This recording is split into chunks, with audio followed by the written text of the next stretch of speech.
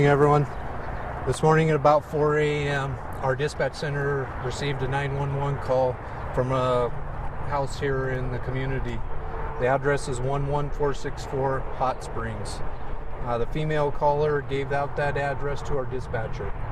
Our dispatcher then heard the female party hollering, "No, no, no," followed by gunfire. A male caller then got on the phone and said that he was going to kill himself.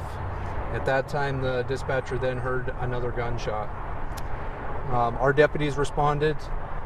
Our SWAT team also responded. Our SWAT team made entry into the house. They discovered 4 bodies inside. Those 4 bodies, 2 were adult males, 1 adult female, and an unknown age female victim as well. We believe her to be an adult, late teens, early 20s. A handgun was found in there with numerous rounds fired out of that handgun. That's about all the information that we have at this time. We're waiting on search warrants, so the investigation continues at this point. Sarge, as far as we know, there were no children in the house? As far as we know right now, there were no children in the house. It was a handgun. Any history of violence with the home? Not that we know of at this point. We're still running all of the background information and things like that. Do these people live together? That's unconfirmed as well at this time. Were they, when you found the bodies, were they clothed? Were they in pajamas? What can you say about that? I don't have any idea on the condition that they were found in. Will you do me a favor, just state your first and last name and your title? Yes, it's Sergeant Tim Schwartz, SCHWARTZ, with the Weld County Sheriff's Office.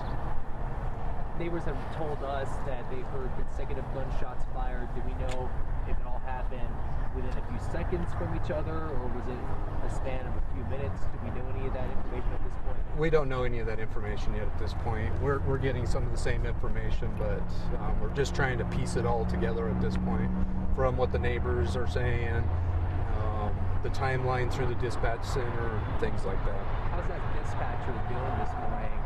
Obviously, she was on the phone when this all happened. I'm sure she's pretty shaken up. Yeah, I would assume that she's also very shaken up, but I have not spoken with our dispatch center. In terms of your department, when was the last time you had this many people killed at one time?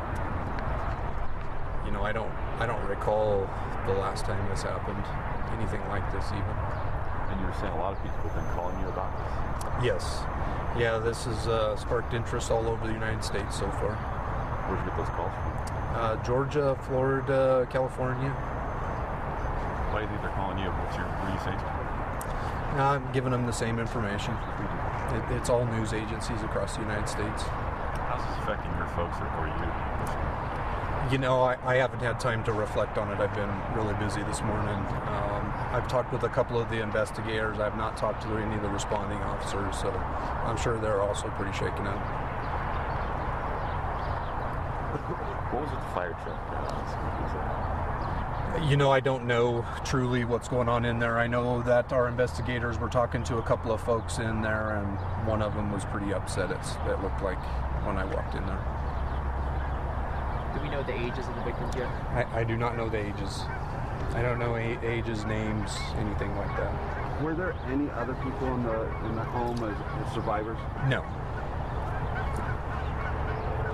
I think that's good, Tim. Okay. Good with you guys? Can't think of anything else. Any other questions that you guys have?